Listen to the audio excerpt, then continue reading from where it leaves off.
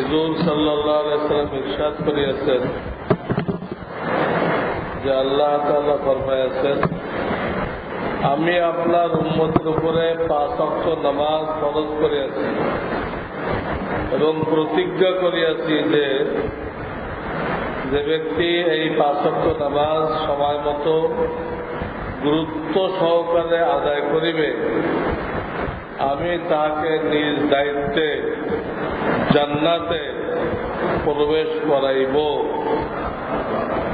আর যে ব্যক্তি গুরুত্ব সহকারে এই নামাজ সমূহ আদায় করিবে না, তাহার ব্যাপারে আমার কোনো দায়িত্ব নাই। আল্লাহ যদি দায়িত্ব না দেয়, তার মুক্তির কি কোনো উপায় আছে? নামাজ ঠিক মতো পড়লে আল্লাহ ওই ব্যক্তির জান্নাতের দায়িত্ব নেবে।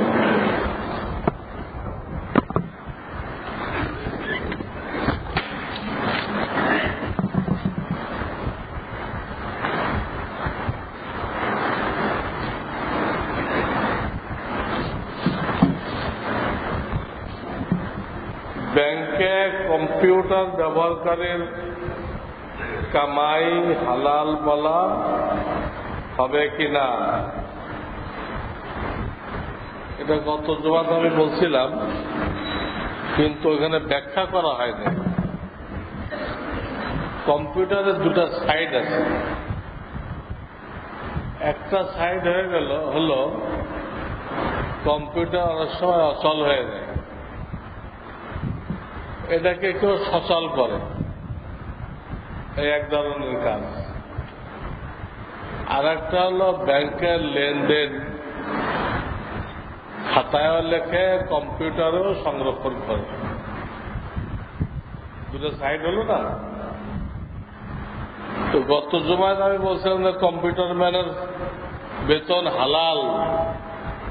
ওটা হলো যে ওর এই সাইডটা, মানে সচল থাকা সাইডটা দেখে,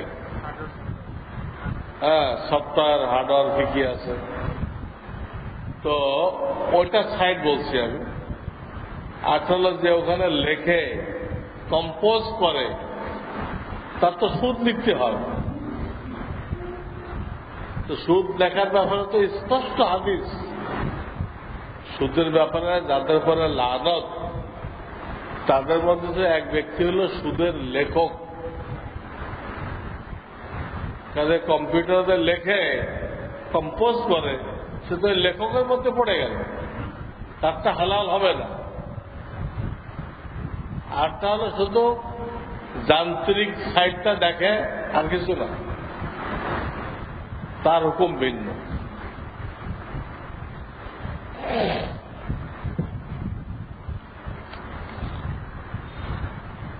কিসের নিরিখে আমি বুঝতে পারবো যে আমার ঈমান সহিহ ও শিরিক মুক্ত?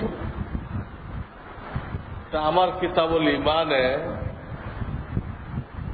প্রথম অধ্যায়ের ভিতরে লেখা হয়েছে যে সহিহ বিশ্বাস হলো এইগুলো।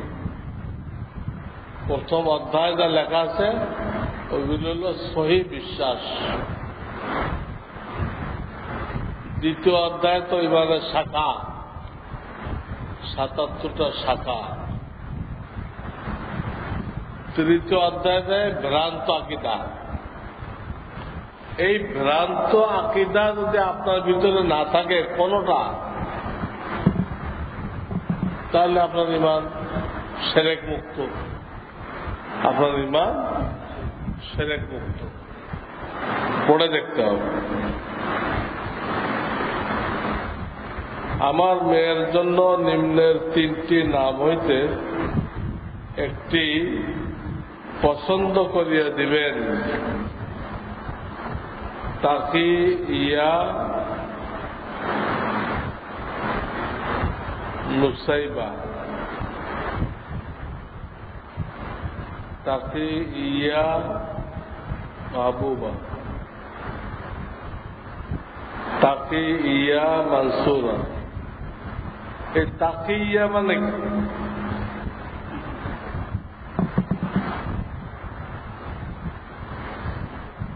শুরু যেটা লেখা হয়েছে এটা তো আমি অর্থ বুঝতেছি না। তাকি ইয়া,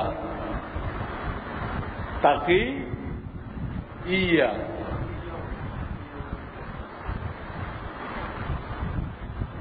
এটা হলো তাকি ইয়া, ইয়াতে জফলা দিতে হবে। তাকি ইয়া সেটা হইতে পারে। তাকি ইয়া, তাকি একদিকে, ইয়া আর একদিকে। এই প্রথম অংশ যেভাবে লেখা হয়েছে এইভাবে নাম হবে না। এগুলো শেষের অংশ নুসাইবা, মাহবুবা, মানসুরা এ সবগুলো ঠিক আছে। শেষের অংশ একটু যেটাই দেন এটা ঠিক আছে। প্রথম অংশটা আমি অর্থ বুঝতে পারতেছি না। কোম্পানির এমডি কর্মচারীদেরকে বেতন হয় দিতে দেরি করে অথবা দেয় না। এক্ষেত্রে দেখা গেছে যদি এমডি সাহেবের কাছে টাকা অনেক বা চাওয়া হয়,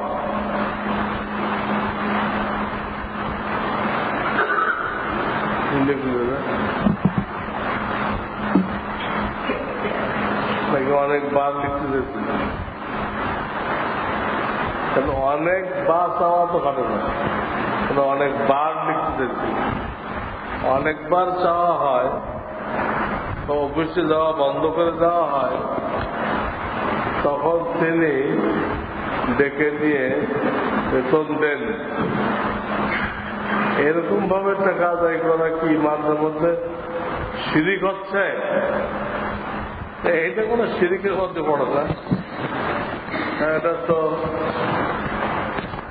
ওই ব্যক্তির থেকে যেভাবে আদায় করা যায় বৈধ পন্থায়, চাও নিষেধ না, আবার রাত্রের বাড়ি বসে থাকলো এটাও নিষেধ।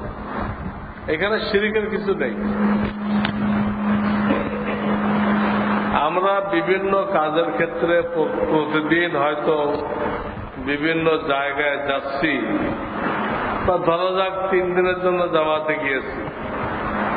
এক্ষেত্রে সেখানে ওয়াক্তের নামাজ পড়তে হয়। সেখানকার ইমাম বেদাতি কিনা বা শিরক যুক্ত আকীদার কিনা বোঝা যায় না। আর যদি বোঝা যায়ও সেক্ষেত্রে কি করব?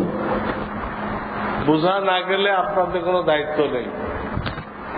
আল্লাহ তো মানুষকে সাধ্য অনুযায়ী দায়িত্ব দিচ্ছে।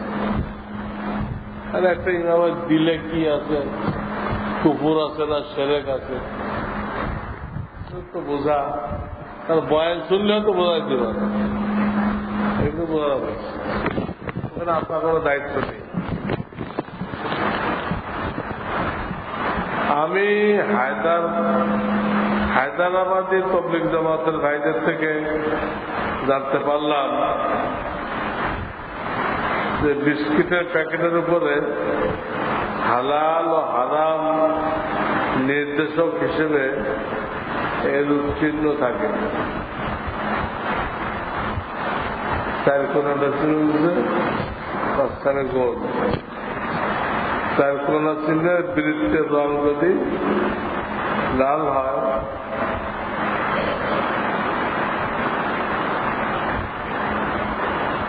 তবে ওটা হারাম, আর যদি সবুজ হয় তাহলে ওটা হালাল। এটা কতটুকু সত্য এই ব্যাপারে আপনার মতামত জানতে চাচ্ছি।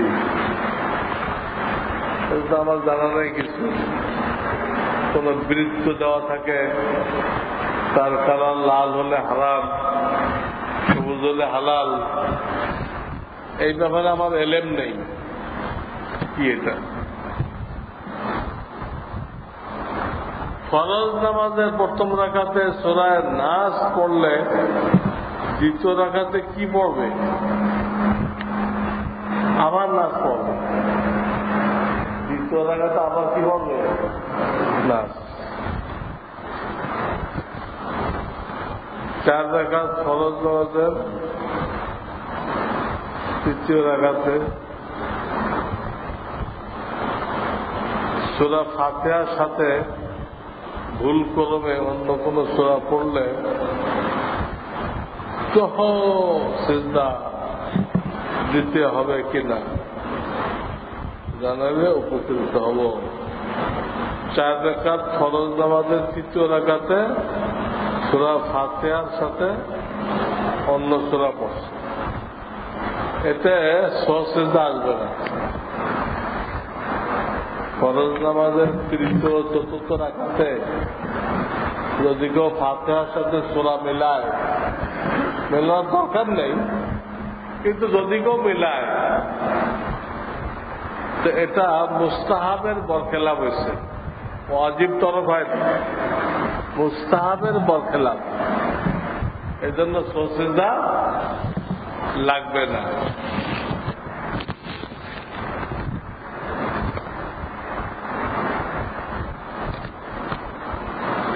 মেয়েরা কি তালাক দিতে পারে? মূলত মেয়েদেরকে তালাক দেওয়ার কোন অধিকার দেওয়া হয় নাই আল্লাহর পক্ষ থেকে। তবে শরীয়তে একটা রাখছে, অপশন রাখছে, তালাকের মালিক তো স্বামী। স্বামী যদি তার এখতিয়ার থেকে স্ত্রীকে এখতিয়ার দেয়, এখতিয়ার তার ক্ষমতাটা কার? স্বামী। স্বামী আর স্ত্রীকে দিল, স্বামী নিরুদ্দেশ হয়ে গেলে, পাগল হয়ে গেলে, খরপোশ না দিলে ইত্যাদি ইত্যাদি তুমি তালাক গ্রহণ করিতে পারিবে। তাহলে ওই শর্ত যদি পাওয়া যায় তাহলে স্ত্রী কি করতে পারবে? নিজের উপরে তালাক গ্রহণ করিতে পারিবে, স্বামীকে দিতে পারবে না। স্বামীকে তালাক দেওয়ার কোন পদ্ধতি আল্লাহর শরীয়তে নেই। তালাক শব্দটা কোন অবস্থায় যে পুরুষের উপরে ফিট হয় না।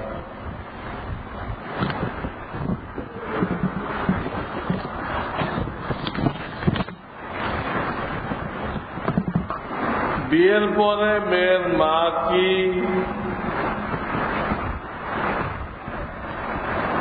ইস্তেখারার নামাজ পড়তে পারে?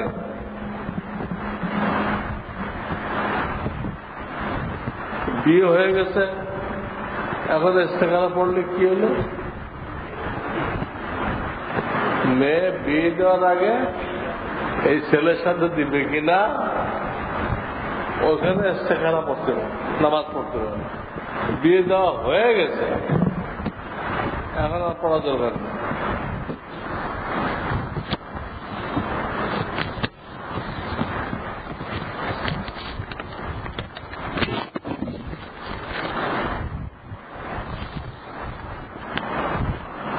ভালো স্বপ্নে আল্লাহর তরফ থেকে আর খারাপ স্বপ্ন শয়তানের তরফ থেকে। যদি কেউ খারাপ স্বপ্ন দেখে তাহলে তা কি সত্য হতে পারে? আর কি করে হেফাজত পাওয়া যেতে পারে? যদি কেউ খারাপ স্বপ্ন দেখে তাহলে তা কি সত্য হতে পারে? খারাপ স্বপ্ন সত্য হতে পারে। নবীজি দেখলেন তলোয়ার ভেঙে গেছে এবং কয়েকটা গরু জবাই করা হয়েছে, খারাপ স্বপ্ন না? এরপরে উহুদের যুদ্ধ হলো, মুসলমানরা সাময়িকভাবে ক্ষতিগ্রস্ত হল, 70 জন মুসলমান শহীদ হয়েছে। মৃত্যুর জোর, তো খারাপ স্বপ্ন ছিল, বাস্তবায়িত হয়েছে।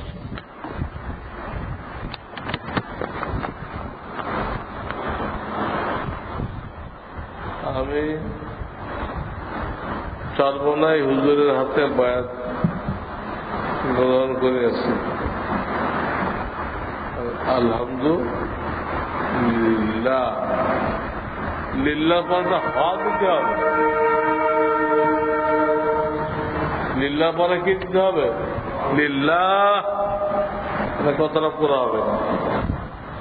আমি ব্যাংক সিকিউরিটি গার্ড, ব্যাংক আমার বেতন প্রদান করেন, ঠিক আছে? এটা সুদের সাথে জড়িত বলা হবে না, আপনি গার্ডের চাকরি করতে পারেন। সুবহানাল্লাহ, সুবহানাল্লাহ, আল্লাহুম্মা সাল্লি আলা সাইয়্যিদিনা।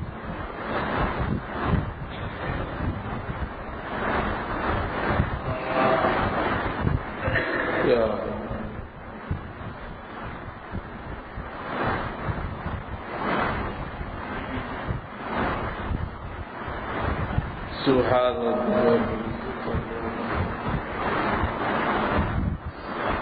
الحمد لله رب العالمين.